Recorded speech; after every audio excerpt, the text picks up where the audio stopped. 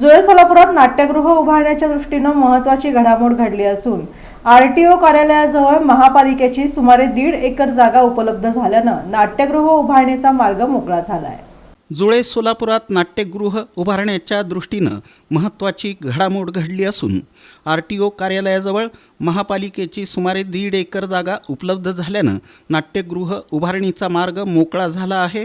ही माहिती आमदार सुभाष देशमुख यांनी दिली। गेल्या 7 ते 8 वर्षांपासून जुळे सोलापुरात नाट्यगृह उभारण्याची मागणी नागरिकांकडून होत होती। या मागणीच्या पार्श्वभूमीवर आमदार सुभाष देशमुख हे योग्य जागेच्या शोधात होते, मात्र आतापर्यंत योग्य जागा उपलब्ध होत नव्हती। आता आरटीओ कार्यालयाजवळ महापालिकेची सुमारे 1.5 एकर जागा उपलब्ध असल्याचं समोर आलं आहे। या ठिकाणी आधुनिक आणि सुसज्ज नाट्यगृह उभारता येऊ शकतं असं आमदार सुभाष देशमुख यांनी सांगितलं। दरम्यान 21 मार्च रोजी राज्याचे सांस्कृतिक कार्यमंत्री आशिष शेलार सोलापूर दौऱ्यावर येत असून त्यांना ही जागा दाखवून नाट्यगृह उभारण्यासाठी मंजुरी देण्याची मागणी करण्यात येणार आहे। जुळे सोलापुरातील नागरिक, नाट्यरसिक आणि सांस्कृतिक क्षेत्रातील व्यक्तींनी अनेक वर्षांपासून नाट्यगृहाची मागणी केली होती। त्यामुळं या ठिकाणी नाट्यगृह उभारण्यास मंजुरी मिळाल्यास सोलापूरच्या सांस्कृतिक चळवळीला मोठी चालना मिळणार असल्याची अपेक्षा व्यक्त केली जात आहे।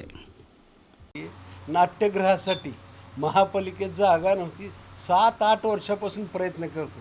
आत्ता जागेचा शोध लागला आहे। आत्ता ती जागा द्यायला लागलेली आहेत। आत्ता मी आशिष शेलार साहेबाला किंवा DPDC म्हणा किंवा अर्थ विभागाला ह्याच्यात आत्ता जागा एकदा सांस्कृतिक विभागाला वर्ग केली की मग मला असं वाटतं की ते पैसे मागायला सुरू आपलं RTO ऑफिस, स्विमिंग टँकच्या तिथे एक पाण्याची टाकी आहे।